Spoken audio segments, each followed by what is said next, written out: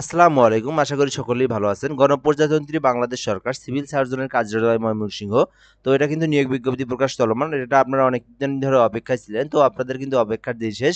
এটা কিন্তু আপনার একটু আগে কিন্তু নিয়োগ বিজ্ঞপ্তিটা কিন্তু প্রকাশ করে দিয়েছে। তো আমি কিন্তু আপনাদের কাছে সুন্দরভাবে ভিডিওটার মাধ্যমে দেখাবো কিভাবে আবেদন করবেন, আবেদনের যোগ্যতা, বয়স, তারপরে আপনার হচ্ছে বেতন স্কেল সুন্দরভাবে আলোচনা করব। এজন্য আপনাকে ফুল ভিডিওটা দেখতে হবে। পাশাপাশি যে কথাটা বলবো অবশ্যই আপনি আমার চ্যানেলটাতে সাবস্ক্রাইব করে রাখবেন। সকল ধরনের সরকারি বেসরকারি জব রিলেটেড ভিডিও পাবেন এবং পাশাপাশি পরীক্ষার আগের শর্ট সিলেবাস, কমন সিলেবাস, বিগত সালের প্রশ্নের ক্যাটাগরি সবকিছু কিন্তু আপনি আমার এই চ্যানেলের মাধ্যমে জানতে পারবেন। ঠিক আছে, এই জন্য অবশ্যই চ্যানেলটাকে সাবস্ক্রাইব করে রাখবেন। তো আমরা শুরু করি। গণপ্রজাতন্ত্রী বাংলাদেশ সরকার সিভিল সার্জনের কার্যালয় ময়মনসিংহ। তো যারা আবেদন করবেন তাদের জন্য আমি একটু বিষয়গুলো পড়ে সুন্দরভাবে শোনাই। তো স্বাস্থ্যসেবা বিভাগ, স্বাস্থ্য ও পরিবার পরিকল্পনা মন্ত্রণালয়ের স্মারক নং। তো এই স্মারকের মূল প্রাপ্ত ছাড়পত্র মোতাবেক সিভিল সার্জনের কার্যালয় ময়মনসিংহ এর অধীনস্থ বিভিন্ন স্বাস্থ্যসেবা সমূহের স্থায়ী ও অস্থায়ী রাজস্ব খাতে 11 থেকে 20তম গ্রেডের মধ্যে এখানে কিন্তু যে বিজ্ঞপ্তিগুলো এগুলো কিন্তু 11 থেকে 20তম গ্রেড অন্তর্ভুক্ত আর কি। তো নিম্নলিখিত শূন্যপদ সমূহে জনবল নিয়োগের লক্ষ্যে বাংলাদেশের প্রকৃত নাগরিকদের নিকট হতে নিম্নবর্ণিত শর্ত সাপেক্ষে যেভাবে আবেদন করবেন সিএস ময়মনসিংহ টেলিটক.com এই ওয়েবসাইটে অনলাইনের মাধ্যমে আবেদন পূরণ করার আহ্বান জানানো যাচ্ছে। অনলাইন ব্যতীত আবেদন গ্রহণ করা যাবে না। তো আমরা দেখবো এখানে কি কি পদ। তো পদের নাম দেওয়া আছে এখানে। 1 নং পদের নাম পরিসংখ্যানবিদ। তো পরিসংখ্যানবিদে 7 জনকে নিয়োগ দেওয়া হবে, যথা হচ্ছে আপনার 14তম গ্রেড 10,000 থেকে 24,000 টাকা বেতন স্কেল। এই জন্য আপনাকে কোনো স্বীকৃতি বিশ্ববিদ্যালয় হতে পরিসংখ্যান, গণিত বা অর্থনীতি বিষয়ে স্নাতক বা সমমানের ডিগ্রি থাকতে হবে এবং কম্পিউটার চালানোর দক্ষতা থাকতে হবে। স্টোর কিপার যেটা, তো স্টোর কিপার আপনার হচ্ছে 12টি পদ। তো 16তম গ্রেডের নিয়োগ বিজ্ঞপ্তি। এটা 9,000 থেকে 22,000 টাকা বেতন স্কেল। কোনো স্বীকৃতি শিক্ষা বোর্ড হতে উচ্চ মাধ্যমিক সার্টিফিকেট বা সমান পরীক্ষায় উত্তীর্ণ থাকতে হবে এবং স্টোর কিপারের পদধারীগণকে সরকারি বিধি অনুযায়ী জামানত প্রদান করতে হবে। তারপর আমরা দেখবো অফিস সহকারী কাম কম্পিউটার মুদ্রাক্ষরিক 5টি পদ। গ্রেড হচ্ছে আপনার 16তম গ্রেড, 9,000 থেকে 22,000 টাকা বেতন স্কেল। এই জন্য আপনাকে কোনো স্বীকৃতি বোর্ড হতে ন্যূনতম দ্বিতীয় বিভাগের সমমানের জিপিএতে উচ্চ মাধ্যমিক সার্টিফিকেট বা সমমান পরীক্ষায় উত্তীর্ণ থাকতে হবে।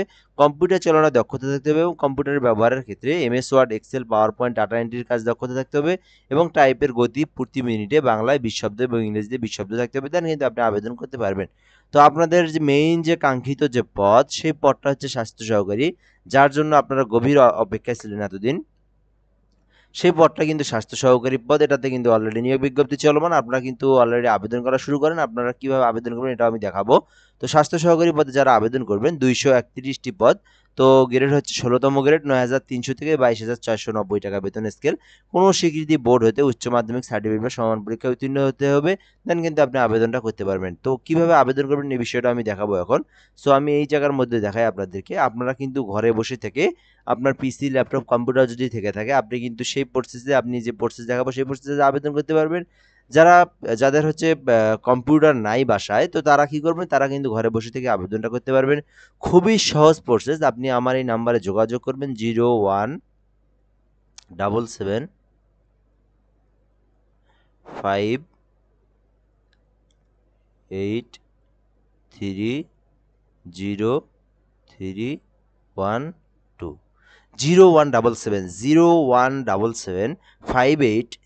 0177 এই নাম্বারে আপনি যদি আমার সঙ্গে কন্ট্যাক্ট করেন হোয়াটসঅ্যাপে নক দিবেন। কোনো ধরনের ফোন টোন দেওয়ার প্রয়োজন নয়, একদম সহজ প্রসেস। ফোন দিবেন, ফোন দিয়ে আপনার নাম, আপনার বাবার নাম, আপনার মায়ের নাম, 3টা নামের বাংলা ইংরেজি অক্ষরে একদম স্পষ্ট সুন্দর করে লিখে দিবেন। দেন আপনার হচ্ছে জন্ম তারিখ দিবেন, ন্যাশনাল আইডি কার্ডের সংখ্যাটা দিবেন, মোবাইল নাম্বার দিবেন একটা। দেওয়ার পর আপনার যে ঠিকানা আছে, স্থায়ী ঠিকানা যেটা, সেটা আপনি দিয়ে দিবেন। প্রেজেন্ট ঠিকানা যদি 2টা আলাদা আলাদা থাকে 2টা আলাদা আলাদা দিবেন।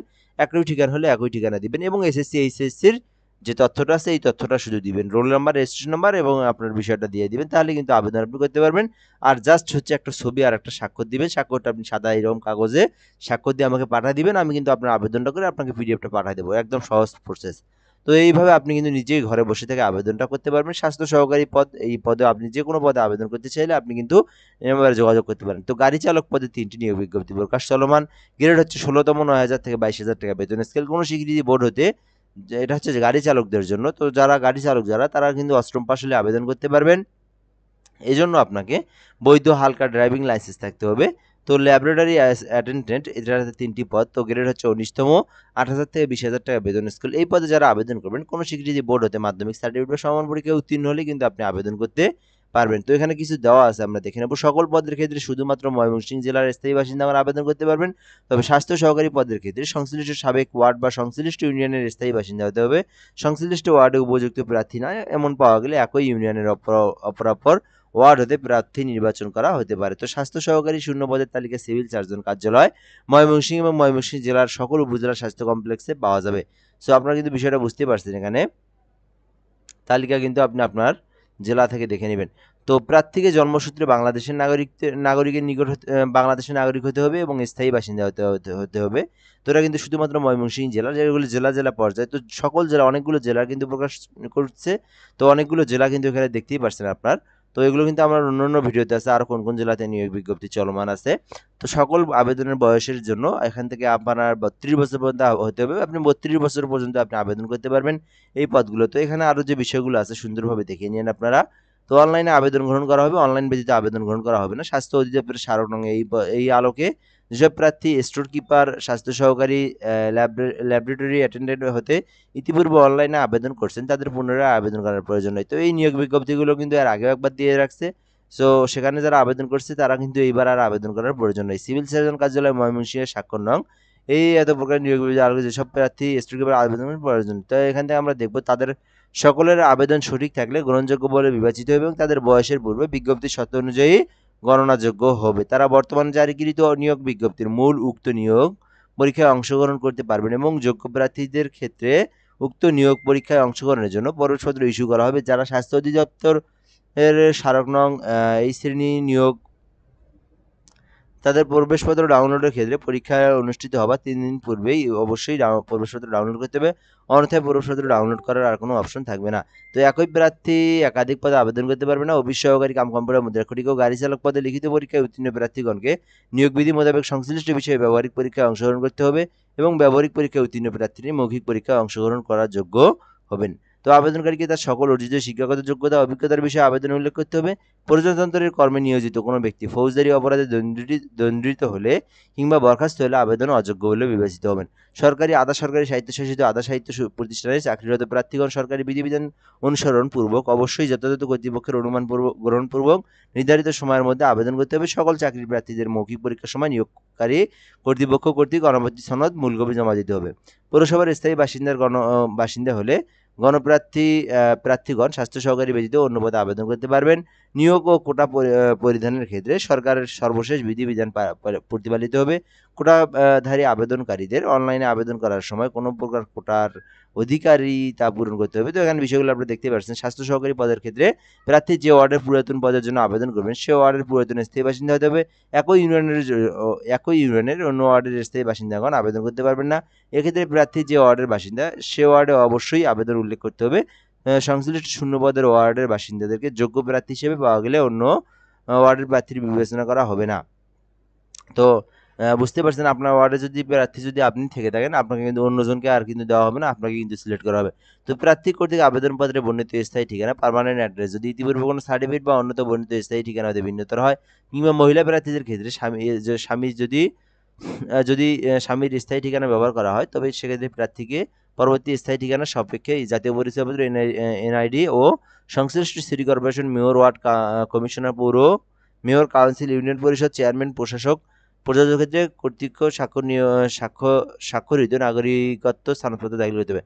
তো বিষয়টা হচ্ছে এখানে যদি আপনি হাজব্যান্ডের বাড়ির যদি আপনার স্থায়ী ঠিকানাটা করে থাকেন আপনি যদি আপনার বাবার জেলায় যদি করতে চান, আবার বাবার যে ওয়ার্ড সেখানে যদি করতে চান ওই গ্রামে, তো সেক্ষেত্রে আপনাকে উপজেলার যে চেয়ারম্যান অথবা আপনার জেলা প্রশাসক পদ আছে যারা আছে তাদের স্বাক্ষর দিয়ে আপনার বিষয়টা কিন্তু সমাধান করে নিয়ে তারপরে কিন্তু আপনি ওই এলাকায় আবেদন করতে পারবেন বা ওই এলাকার আপনি চাকরির জন্য আপনি বিষয়টা কাজটা করতে পারবেন। স্বাস্থ্য সহকারী পদে শূন্য পদের তালিকা ওয়ার্ড, ইউনিয়ন, উপজেলা ভিত্তিক সিভিল সার্জন অফিস এবং উপজেলা স্বাস্থ্য পরিবার পরিকল্পনা কর্মকর্তা কার্যালয়ের নোটিশ বোর্ডে পাওয়া যাবে। তো প্রার্থী কর্তৃক প্রদত্ত যে কোনো তথ্য অসত্য যদি ভুল প্রমাণ দিয়ে থাকেন আপনার আবেদন কিন্তু বাতিল করা হবে এবং আপনার বিরুদ্ধে আইনানুগ ব্যবস্থা গ্রহণ করা হবে।